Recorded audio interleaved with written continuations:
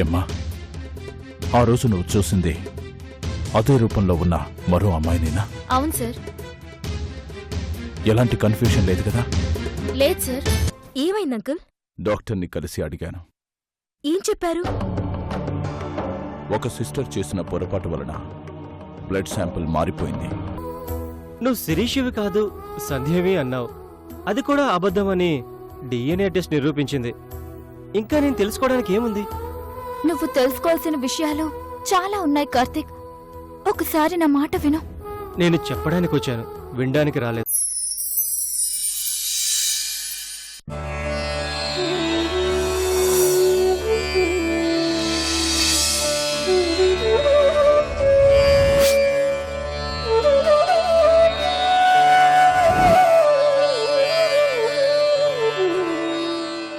నా జీవితం ఒక అర్థం లేని ప్రశ్నగా, గమ్యం తెలియని ప్రయాణంలా మిగిలిపోయింది. నా బాధలేవో నేను పడతాను. ఇప్పటి వరకు మీరు నాకు చేసిన సహాయం చాలు. నా వల్ల మీకు గాని మీ కుటుంబానికి గాని చెడ్డ పేరు రావడం నాకిష్టం లేదు. దయచేసి నన్ను అర్థం చేసుకోండి. నీ జీవితం ప్రశ్నగా మిగిలిపోకూడదు భవానీ. నీకు ఆశయం ఉంది. నీ తండ్రి నిన్నొక ఐపీఎస్ ఆఫీసర్గా చూడాలనుకున్నాడు. నీ తల్లి నిన్నొక మంచి జీవితంలో చూడాలనుకుంది. వాళ్ళీరోజు ఈ లోకంలో లేకపోవచ్చు. కాని నువ్వు నీ ఆశయాన్ని సాధించిన రోజున తప్పకుండా పైలోకం నుంచి చూసి ఆనందిస్తారు. ఆశయం నవ్వొస్తుంది సార్. మగరాబందుల మధ్య బతకడానికే భయపడుతుంటే ఐపీఎస్ కావాలనే కలలు కంటానని ఎలా అనుకున్నారు సార్? ఎందుకు కలలు కనకూడదు భవానీ? మీరనటం చాలా ఈజీ సార్. భవానీ, ప్రపంచంలో ఏదీ అసాధ్యం కాదు. సాధించాలనే సంకల్పం ఉంటే చాలు, దేన్నైనా సాధించగలం. ఇన్ని రోజులు న్యాయం కోసం పోరాడావు. ఇప్పుడు నీ ఆశయం కోసం పోరాడు. అంత శక్తి నాకు లేదు సార్. నేనే పోరాటం చేయలేను. బతికినంతకాలం ఒక చిన్న ఉద్యోగం చేసుకుంటూ 4 అనాథ పిల్లలకు సహాయం చేసుకుంటూ బతికేస్తాను. నా దారిన నన్ను వెళ్ళనివ్వండి. నన్ను వదిలేయండి. మీకు దండం పెడతాను.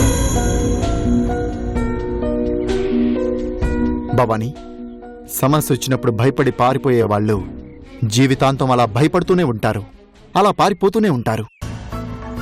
ఎప్పుడైతే ఎదురు నిలబడి పోరాడతారో గెలుస్తారు. ఎంతో మందికి ఆదర్శమవుతారు.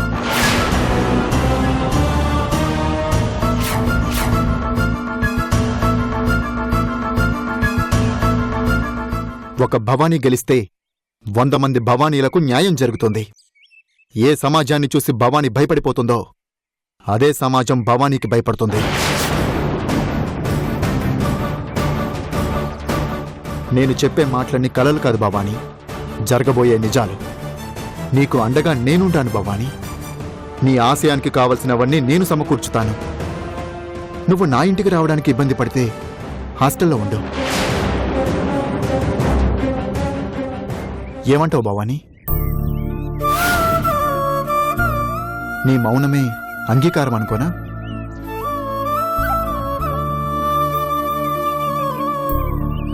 నా మాటని గౌరవించినందుకు చాలా థ్యాంక్స్ భవానీ. రేపే నిన్ను కోచింగ్ సెంటర్లో జాయిన్ చేస్తాను. భవానీని ఒక ఐపీఎస్గా చూడటం నీ తల్లిదండ్రులకే కాదు, ఈ జీకేకి కూడా ఒక కల. ఆ కలని నువ్వు తొందరలోనే నిజం చెయ్యాలి, సరేనా? నేనంటే నీకెందుకింత అభిమానం? ఒక పోలీస్ ఆఫీసర్గా చాలా మంది అమ్మాయిల బాధలు విన్నాను. నీ బాధని మాత్రం నా కళ్ళారా చూశాను. అందుకే నీకో మంచి జీవితాన్ని ఇచ్చేంతవరకు నిన్ను ఒంటరిగా వదిలేయలేను.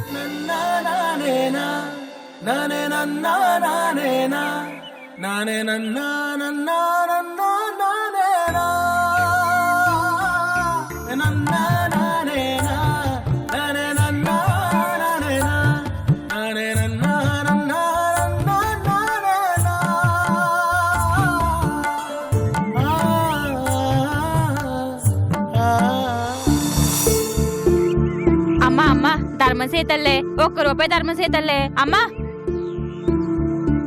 అమ్మా అమ్మా ధర్మం చేయి తల్లే, 1 రూపాయి ధర్మం చేయి తల్లే. పసిపిల్ల ఉందమ్మా, 1 రూపాయి అయ్యమ్మా.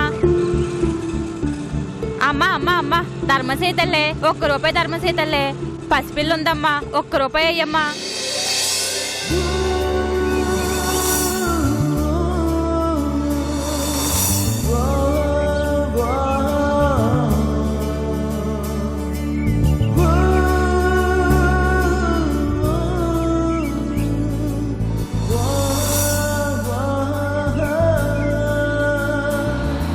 అమ్మా అమ్మా అమ్మా ధర్మం చేయి తల్లి. అమ్మా 1 రూపాయి ధర్మం చేయమ్మా. అమ్మా అమ్మా ధర్మం చేయి తల్లి. అమ్మా పసిపిల్ల ఉందమ్మా, 1 రూపాయి అయ్యమ్మా. అమ్మా 1 రూపాయి ఉంటే ధర్మం చేయండి అమ్మా.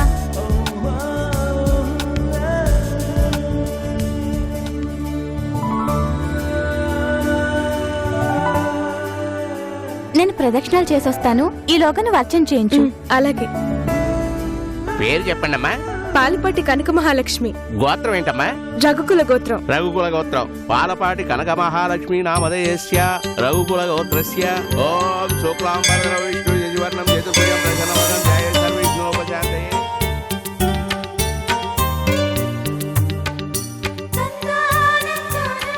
అందరూ బాగుండాలి. అందరూ స్వార్థాన్ని మర్చిపోయి మోసాన్ని వదిలేసి మంచితనంతో బతకాలి. అందరూ అబద్ధాలు ఆడడం మానేసి సత్యహరిశ్చంద్రుడి కాలం మళ్ళీ రావాలి.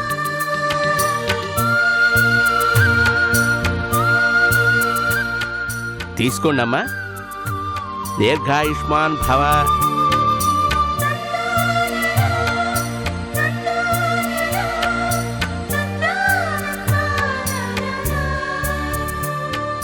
ఇంకా అయిపోలేదా?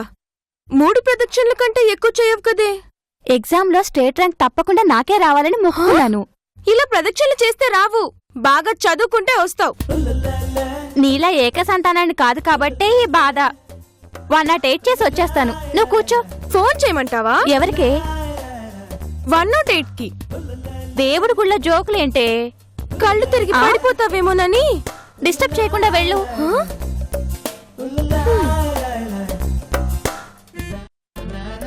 అమ్మా అమ్మా అమ్మా ధర్మం చేయండి అమ్మా. అమ్మా అమ్మా అమ్మా అమ్మా అమ్మా ధర్మం చేయి తల్లే, 1 రూపాయి ధర్మం చేయి తల్లే. పసిపిల్ల ఉందమ్మా, 1 రూపాయి అయ్యమ్మా. అమ్మా అమ్మా అమ్మా అమ్మా అమ్మా అమ్మా ధర్మ పెబులు. అమ్మా అమ్మా అమ్మా 1 రూపాయి అయ్యండమ్మా. పిల్ల ఆకలితో ఉందమ్మా, పసిపిల్లమ్మా. అమ్మా అమ్మా 1 రూపాయి ధర్మం చెయ్యమ్మా. అమ్మా అమ్మా అమ్మా అమ్మా అమ్మా అమ్మా ధర్మం చేయండి అమ్మా. పసిపిల్లమ్మా. అమ్మా అమ్మా అమ్మా అమ్మా అమ్మా ధర్మ పెబులు.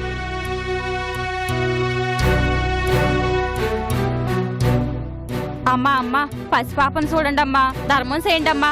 అమ్మా అమ్మా అమ్మా ధర్మం చెయ్యమ్మా, 1 రూపాయి ధర్మం చెయ్యమ్మా. పసిపిల్లమ్మా. అమ్మా అమ్మా అమ్మా ధర్మం చేయండి అమ్మా. అమ్మా అమ్మా అమ్మా నువ్వు చల్లగా ఉండాలి తల్లి. అమ్మా సంతోషం తల్లి. తీసుకో. ఈ ప్రసాదంతో నా బిడ్డ ప్రాణాలు నిలబడవు తల్లి. ఏమైంది? నా బిడ్డకి క్యాన్సర్ అమ్మా. ఇంత చిన్న పిల్లకి క్యాన్సరా? జలుబు దగ్గు వస్తేనే నయం చేసుకోవాలని మాలాంటి వాళ్ళకి ఇంత పెద్ద జబ్బిచ్చాడమ్మా ఆ భగవంతుడు.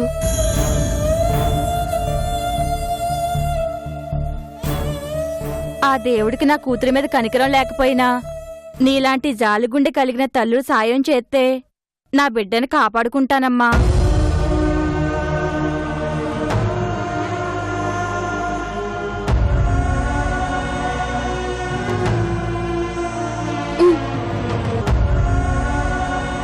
ఇప్పుడు నా దగ్గర ఇంతే ఉన్నాయి. రేపు మళ్ళీ వచ్చేస్తానులే.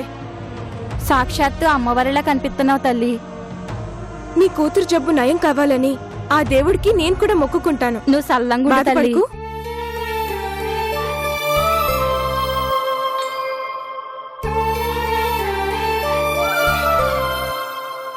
అమ్మా ధర్మం చేయండి తల్లి. అమ్మా ధర్మం చేయండి అమ్మా.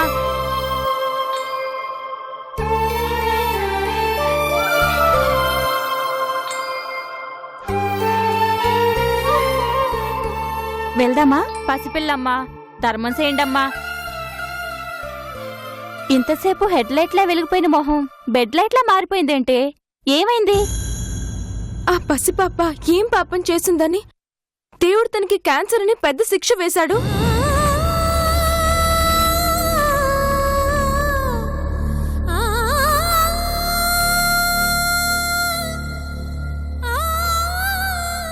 చాలా బాధగా అనిపిస్తుంది. Hello my dear mini mother Teresa, దానికి శిక్ష వేసింది ఆ దేవుడు కాదు, అదే. ఏంటి అలా అంటావు? ఇంతకీ నువ్వెంతేశావు?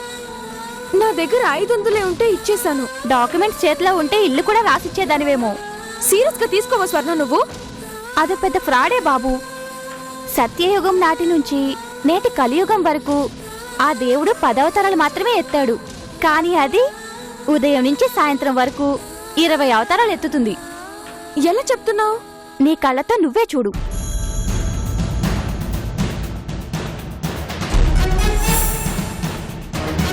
ధర్మం తల్లి, మీరేసిన రూపాయితో నా క్యాన్సర్ జబ్బు తగ్గదు తల్లి. నీకు క్యాన్సరా? అవునమ్మా. ఆ జబ్బుతో నేను పోతే నా కూతురు అన్నదైపోతుందమ్మా. కాస్త పెద్ద మనసు చేసుకో అమ్మా.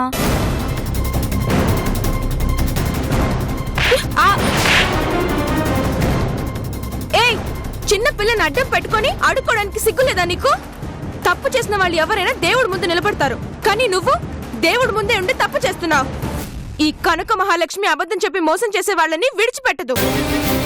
తప్పైపోయిందమ్మా, వదిలేయండమ్మా. ఏయ్, 10 ఇళ్లలో పాచి పని చేసుకోనైనా నీ కూతురికి 4 అక్షరం ముక్కలు నేర్పించుకో. ఏదో ఒక రోజు ఇదే నీకు 4 ముద్దలు పెడుతుంది.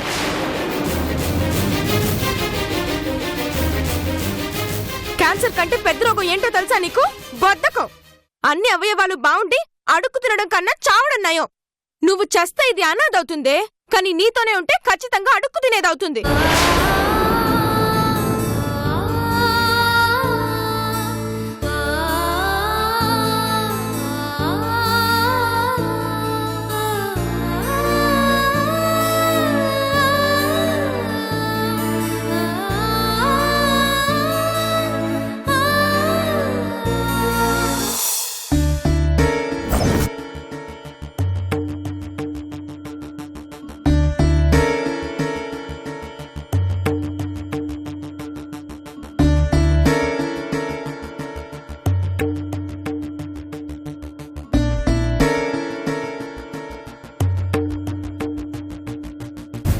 కాలుతుందని తెలిసి అగ్ని పట్టుకోవటం, మునిగిపోతామని తెలిసి నీటిలో దిగటం కరెక్ట్ కాదండి.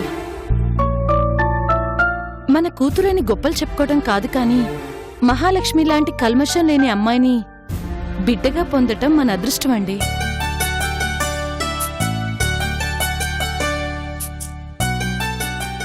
అబద్ధం చెప్పేవాళ్లన్నా మోసం చేసేవాళ్లన్నా తట్టుకోలేదు. కార్తీక్ మరో అమ్మాయిని ప్రేమించాడని, ఆ అమ్మాయి కోసం ఆత్మహత్య వరకు వెళ్లాడని, మెళ్ళో తాళి కూడా కట్టాడని పెళ్లికి ముందు తెలియకపోవచ్చు. పెళ్ళయ్యాక తెలిస్తే మహాలక్ష్మి మనకి దక్కుతుందా? ఒక్కసారి బాగా ఆలోచించండి. నువ్వు చెప్పేవన్నీ వాస్తవాలే సరోజ, కాదంటం లేదు. కార్తీక్ని కాదని మరోవాడికిచ్చి పెళ్లి చేస్తే మాత్రం మోసం చేయడని, గతంలో అతను బుద్ధిమంతుడని గ్యారంటీ ఏముంది?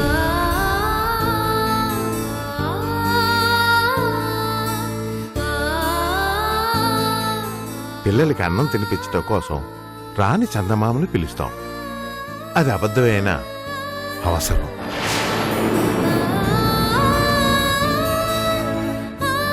పిల్లల సంతోషం కోసం తల్లిదండ్రులు తీసుకునే నిర్ణయాలు కూడా అలాగే ఉంటాయి. మహాలక్ష్మికి మంచి జరుగుతుంది, ఇంకేం ఆలోచించకు.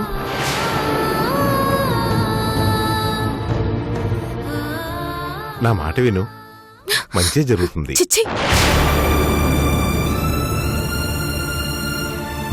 Cool Lakshmi, cool. ఏమైందమ్మా? గుళ్ళో ఒక ఆవిడ పసిపిల్లకి క్యాన్సర్ అని అబద్ధం చెప్పి అడుక్కుంటోంది.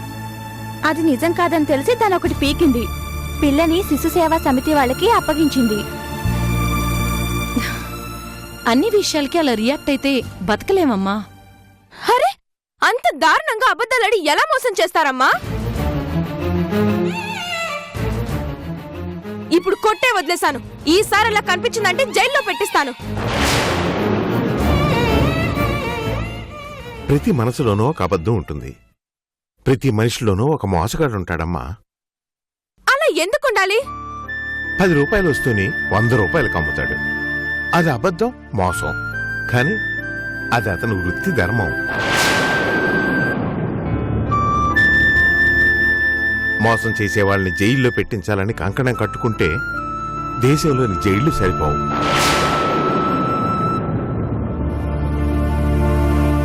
ప్రతి ఇంటిని ఒక జైలుగా మార్చాల్సిందే. అబద్ధం, మోసం ఆక్సిజన్లా పీలుస్తూ బతుకుతున్న సమాజం అమ్మా మంది.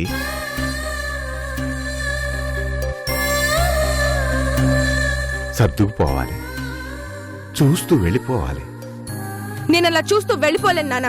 అలాంటి వాళ్ళు కనిపిస్తే అంత చూసే వెళ్తాను. చూడమ్మా, రేపో మాపో పెళ్లి కావాల్సిన ఆడపిల్లవి. ఇలాంటివన్నీ తల మీద వేసుకుంటే ఎలా చెప్పు? బుద్ధిగా పీటల మీద కూర్చొని పద్ధతిగా పెళ్లి చేసుకోవాల్సిన దానివి లేనిపోనివని ఎందుకమ్మా? తొందరగా ఆ పని చేయండి ఆంటీ. ఇది పెళ్లి చేసుకుని డైలీ సీరియల్స్ చూసుకుంటూ బతికేస్తే నాకు డైలీ తిప్పలు తప్పవు. ఇంతకీ దీని పెళ్ళెప్పుడు అంకుల్? మహాలక్ష్మి ఓకే అంటే నా చెల్లెలు కొడుక్కి ఇచ్చి చేద్దామనుకుంటున్నాను.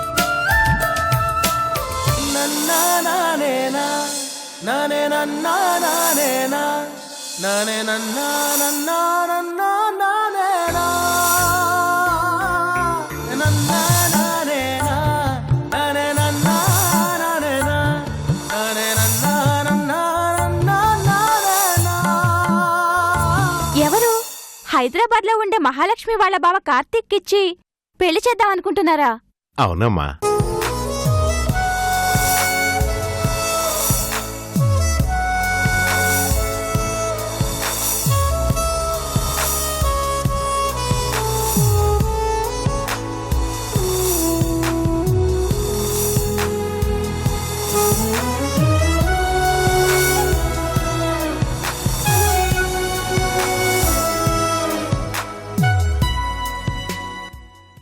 నా చిట్టితల్లి మనసులో ఏముందో తెలుసుకొని వాళ్లతో మాట్లాడదామని అనుకుంటున్నాం.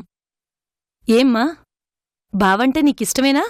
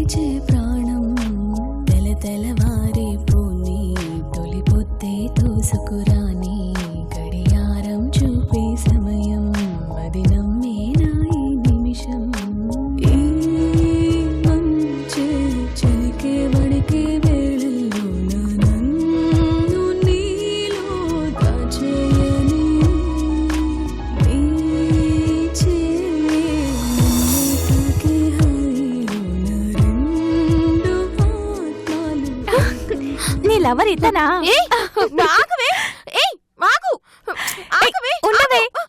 చూడండి అంకుల్, కార్తీక్ అంటే మహాలక్ష్మికి ఎంత ఇష్టమో చూడండి. కార్తీక్ ఫోటోని డైరీలోను, కార్తీక్ రూపాన్ని మనసులోని ఎప్పుడో పెట్టుకుంది. అరే ఉండమంటుంటే చూడండి అంకుల్.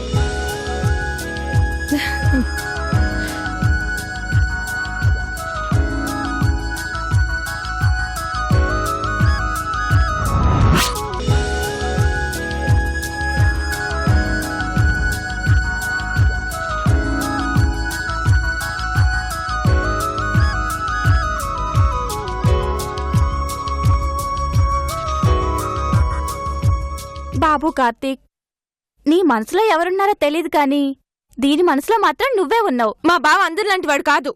చూసారా చూసారా బావ మీద ఎంత నమ్మకమో.